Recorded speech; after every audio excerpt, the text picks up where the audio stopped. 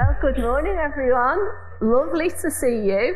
And as Sean kind of mentioned earlier, we're all struggling with colds and coughs and things, aren't we? And I thought it might be a wise thing if I didn't sing today, like to save your voice a little bit. But it got to that second song and I just couldn't help myself. I was just like, I've just got to get into this. And I felt, especially when we got to the song about I Raise a Hallelujah, I thought, there are people in here who need me to sing for them. You wouldn't normally say that, but I really sense that. And I have sung today on behalf of others who need those giants to come down and who are claiming that God is the answer. So that's, if I kind of peter out with my voice, it's because it's gone, but we'll just do the best we can. So today, the theme for today is, how can community change my life? And the question about community changing our life is the fourth one in the series. So we've had, how can the Bible change my life? How can prayer change my life this year? How can worship change my life this year? And how can community change my life this year? So what can we put in place today that will make our lives end in 2024 differently? Not that our lives end, but that we get to the end of 2024 and we are different. I'll just clarify that. So first of all, I wanted to know, is anyone willing to share their earliest memory? I know it's a big question. Daniel's always ready to go with an answer. Go on. I went my first holiday.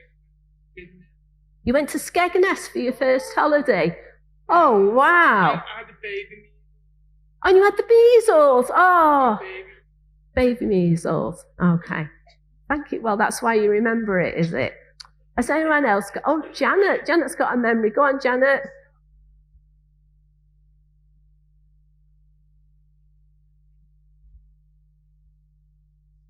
Yeah.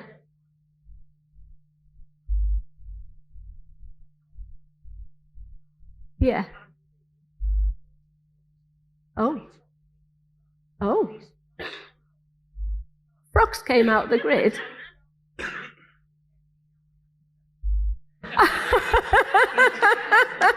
Well, can anyone beat that? Because that's quite amazing. No frogs coming out of a grid and you got a frog as a present on your first day at school. That's quite amazing. Oh, Michael. Go on, Michael.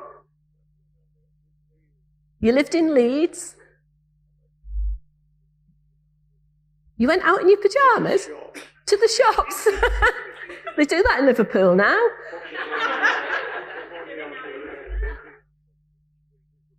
Oh, you had some swizzles in your jammies, in your gym jams. Oh, I think we should all have swizzles next week in honour of Michael, don't you? Well, my earliest memory, and I don't know how old I was for this, but I just remember my mum took me and my brother to my gran's. And my gran lived in this terraced house, which is, you call it a 2 up, 2 down, 2 rooms downstairs, 2 rooms upstairs. And when we went in, my gran said, right, shush, I'm expecting someone to come. I want you to come through to the back room and I want you to sit down and we're going to turn the lights off and we're going to pretend we're not in. And I thought, well, this is very exciting. So that's what happened. So we went through to the back room and this person that she was expecting to come, sure enough, on the front door, and we had to just stay really, really quiet and just sit there, no lights on. And then she went away and the lights went on and we could talk again. And it kind of made me think, we have a choice about engaging with people. We have a choice, don't we, about accepting invitations or welcoming people into our lives. And that, I just remember that as being funny from when I was little, and I'm glad you had a chuckle about it as well. So this preach today is about community. And when I started looking at it, I was like, there is so much involved in community. It blew my mind a little bit. So I messaged 25 people and said, can you define community for me, please? So thank you to those 25 people who have helped to prepare this preach. And here is some of the words that they came up with. Listen in and see what you think of these words. Togetherness, common interest, helping each other, relationships, friendship, belonging, connection, a sense of family, supporting, part of something, valued, united, listened to, serving others, knowing each other, identity, included, not judged, a safe place. I like this one in particular, a support system for any individual within its reach, sacrificial and caring. So there's some of the words that you've come up with that make up what community is all about. After that, I found this definition, just a dictionary definition, and wanted to share it now. So it says, is it coming on the screen? Oh, it's there. It's a group of people that care about each other and feel that they belong together. I feel like that sums up all of those thoughts. And just to break it down, it's a group of people. In this room, we are real humans with real lives, real stories, real hopes, and real dreams. How well do we know each other? How well do we know each other's lives? Until today, we didn't know that Janet got a frog when she was 4 on her first day at school, or Michael went to shop in his pyjamas when he was little and bought some swizzles. We didn't know these things. There's so much rich things that we can learn from each other. We care about each other. We're not random strangers. We're in relationship. We trust, we share, we support. That's what true community is about. We feel that we belong together. We want to be together. We want to belong. We want to be loved. We want to feel a sense of home. When I read that little phrase there, a sense of home, when I walk through the doors of this church, regardless of how long I've been coming here, that's what I want to feel. I'm home. This is where I belong. This is my fit, my family, my tribe. I want to feel accepted here. And we want to do that together because we've got a shared identity and a shared purpose in being here, haven't we? You know, like I mentioned earlier, that at the start, I didn't want to sing to save my voice, but I wanted to sing because of the people in this room that need their miracle. And I want to sing on behalf of my brothers and sisters in Jesus, in the family of God, who need that miracle. We're here for each other, aren't we? Now, I kind of made a mistake. Sometimes me and my husband Paul see things very differently. And we were on the M62, and I thought, I'm just going to say to Paul, how do you see community? What communities are you in? So he answered the first question, and he said, I go to Warrington a couple of times a week, and he goes to a certain coffee shop, and in that coffee shop, he goes at the same time. He sits in the same seat, interestingly, for someone who's not a conformist, and he engages with the same 4 or 5 people who are in, and over a length of time, they have become friends. They're all different ages, all different backgrounds, but they've built a community and they care about each other. And when I heard that, I thought, yeah, I'll give him that. Yeah, that's fair. That's community, isn't it, if you do that? Fair dues. It was what he said next. So he said, I'm also in the Warrington Rugby Wolves community. And I said, what do you mean? And he said, well, I go and watch Warrington play. And I said, that is not community. There are 10,000 people there.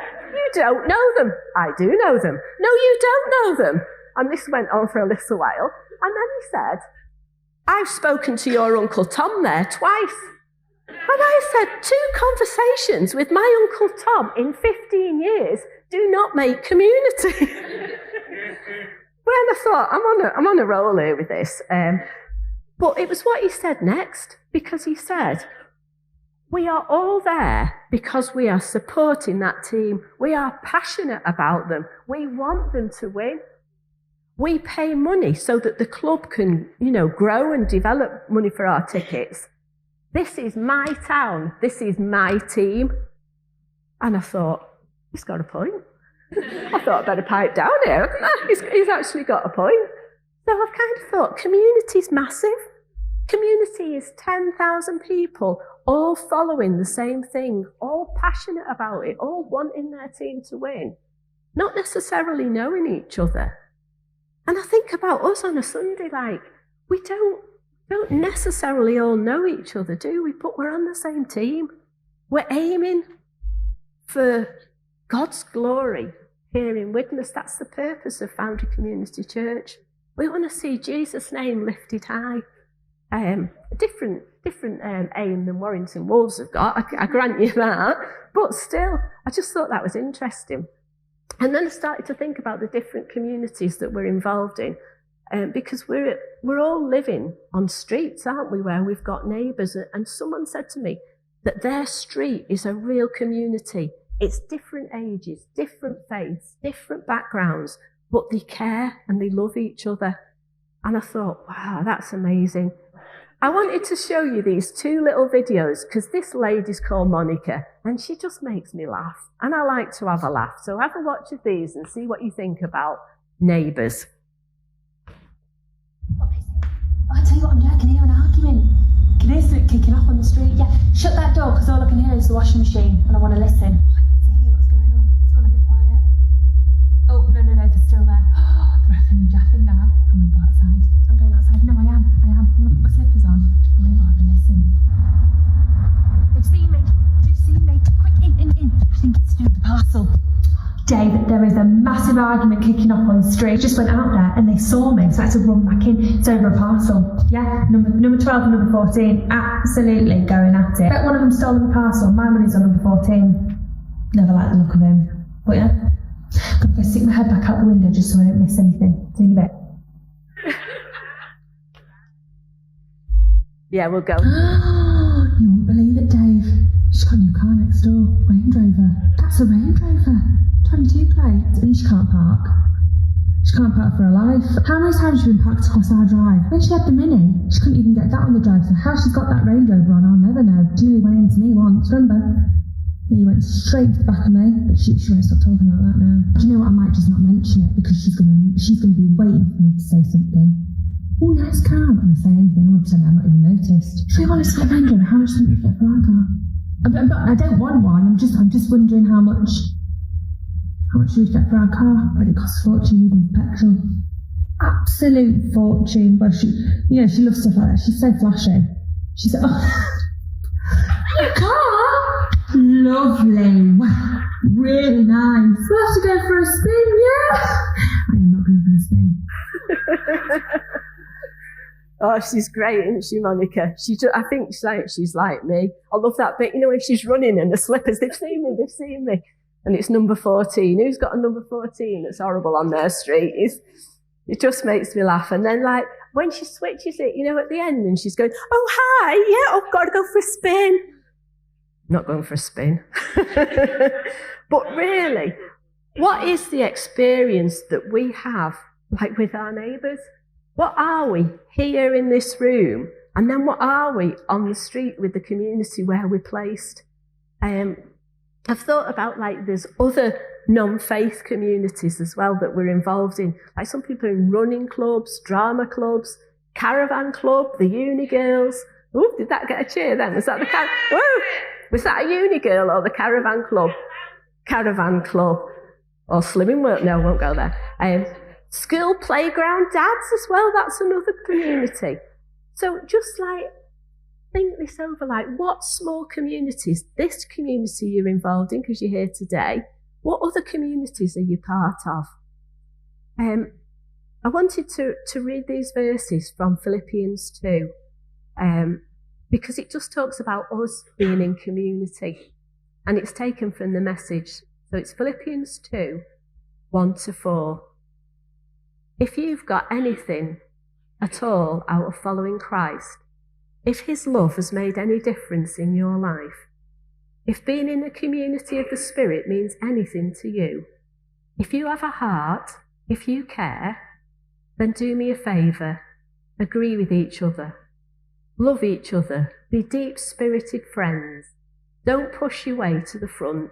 Don't sweet-talk your way to the top. Put yourself aside and help others get ahead. Wow. Help others get ahead. Don't be obsessed with getting your own advantage. Forget yourselves long enough to lend a helping hand. We're in a world, aren't we, where sometimes we are the focus. We're the centre of our own little world. And in those verses, like God's saying, just like turn your eyes out, look at your community. How can you help? How can you lift someone up? How can you raise someone up? How can you support and cheer someone on? And sometimes that might mean that your agenda is second. The second verse is there from Philippians 2, and it's verse 15. And I really love this verse because it asks us to go out into the world uncorrupted, that we can be a breath of fresh air in this squalid and polluted society. It's a tough world, isn't it, hey? When you read the news, when you see what's happening, the world is not sweet. But you know what? God in you is sweet.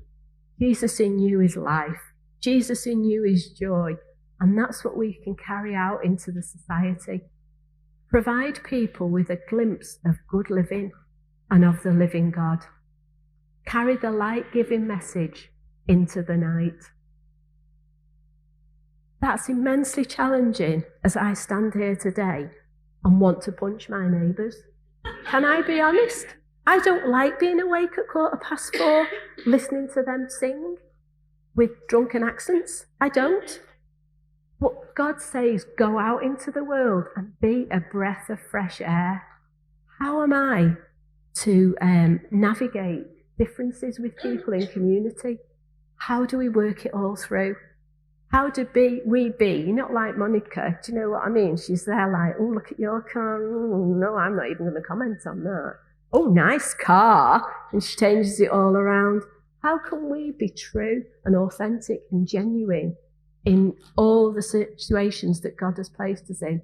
And I just thought, like one of the groups that people are in, like one was the Playground Dads. Those groups will change over time, because in 10 years' time, if the Playground Dads are still meeting in that school playground, that is not a good thing. It's not a good thing because their kids have moved on and they are now at senior school. So Playground Dads, that group disperses. So some of our communities, they're just for a time. If you're at college or school or uni, it's just for a time. And in that time, God is asking you to mingle and mingle well among your peers and your people, until he moves you on into the next group and he places you in that. I wanted to read you, getting through my notes, this is good. Here at Foundry Community Church, I couldn't believe the number of communities that we've got on offer. If you fancy a little cheer, if your community comes up, then please do. But equally, if you're an introvert and you're not a cheerer, that's fine too. Just give us a wave. So, Tuesday's Starlight. Oh, lovely. Wednesday's Knit and Natter. Oh, okay. Friday, Warm Space. FDY, FDK. Oh, Young Adults Church. Chosen Tuesdays. Yeah, come on. Connect groups. We've got 7 of them. Monthly prayer nights. FCC Women's Prayer Breakfast, Sean. Prayer, just a breakfast. Lunch Club. This one's great. I'm so excited about this one because we've not mentioned it yet. Farzad, you're going to cook for us, aren't you? In 3 weeks' time. And we're calling it Farzad's Feast. Whoa. So Farzad is cooking. It's an opportunity for everyone. Can you cater for 150, Farzad? Yeah. 150 people, no problem. And Farzad will cook for us. Invitations are extended to be part of something. But in order for us to be part of something, we have to say, you know what? I'm going to go to that. I'm going to join that. I'm going to be part of it. I'm going to make my church community more than this hour on a Sunday because I want to get to know people. Or do you want to be like, I don't know, 2-3-year-old me sat in a dark house ignoring people? That's the choice. Community is a choice. I wanted to show that, when I was growing up, right, there was this thing when preachers used to come to the old church I went to, and it was a standing joke that in their sermon there'd be 3 points and a poem. Well, I haven't got any points today. This is like work it through as we're going along, and there's certainly no poem. But I have got 3 videos, so this is the 3rd video. Here we go.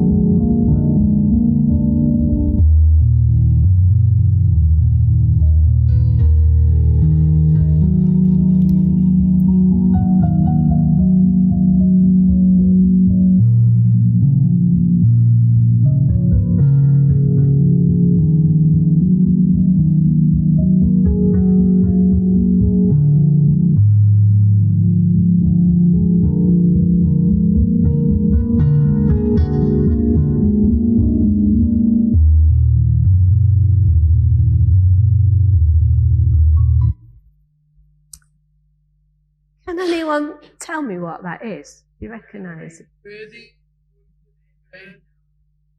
A murmuration of starlings. Thank you. Yeah. So it's this like beautiful phenomenon that happens when all these starlings just get together and just like fly in this massive group and form all these beautiful patterns in the air. And someone set it to music, which was even like sweeter. But I think for me, seeing something like that, it's mesmerising, it's attractive, it draws the attention. And I feel like in a way that's what the church should be like. We should be a big group of different people, all like doing our own thing, but all moving in some sort of pattern in a way that honours God and that reflects his beauty and that is seen and glorifies him, and that other people see it and they just think, wow, wow. To me, that's a little picture of what the church can look like. So I've thought on this journey about community. Community can be like massive, it can be medium-sized, it can be small, and I wanted to finish with it being very small. And just to share this verse from Matthew 18 and verse 20, and I love this community because it's a community that Jesus speaks about where 2 or 3 gather in my name, there I am with them. That's all you need. 2 or 3 of you meeting together and Jesus is with you. That's intentional community. He is with you. And sometimes our Connect group leaders might worry that there's not many in the group. That doesn't matter. If no one, if there's only 2 or 3 of you that gather on that one night, that's fine, because the Lord Jesus Christ is present with you in that group, in that gathering, and that makes it special. And then the second verse is from Ecclesiastes 4 and 12. And this is such a sweet verse. By yourself, you're unprotected. With a friend, you can face the worst.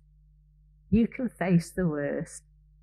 Who's grateful that they've got friends alongside them who are journeying with them at this particular time? With a friend, you can face the worst. Can you round up a third person? A 3-stranded rope isn't easily snapped. And it's just kind of saying, like, when there's 3 of you, 2 or 3 of you, and you're intertwined, you can like take on the world. And often that's used in marriage ceremonies when 2 people are married, and it says that like Christ is the 3rd person in that relationship. That's going to last. And friendships like that, they're going to last. I am particularly grateful to Mandy, who plays the keyboards, because every now and again, every month, Mandy and I get a coffee and we go out walking and we chat and we do life together and we chew life over and we share wisdom and we encourage each other and we listen. But that is an intentional friendship with Jesus involved in it. Yeah. And my challenge today is, where are your friendships? It's good being part of the big crowd, of the big flock of starlings. It's good. But we need the little intentional friendships that will help us to get through this year, that will help us when the worst comes, we can face it. We've got a friend walking with us, a human friend as well as Jesus with us. So, how can you build those friendships? How can you say to somebody, fancy a coffee? Shall we meet up in the week? Do you want to go for a pint? Fancy a meal? Do you want to chat? And you might get a no. You might, but that's okay. Just move on. They're lost. Do you know what I mean? And find somebody, but make it more than this. Because if we want to be Foundry Community Church, then we as individuals have got to take responsibility and start accepting invitations to stuff and start engaging. And maybe small is a good way to start. Maybe that's those times with Mandy, they're dead sweet. I love them. It's a coffee and a chat, and I can't wait for the next one to come along. Just special, aren't they? Whatever your thing is. It might be going out for a run with someone. It might be going into town. You might like shopping. I hate shopping. But it's different things for different people, isn't it? But get a date in the diary and do it. And watch as friendships build and as community grows. You're blessed. They're blessed.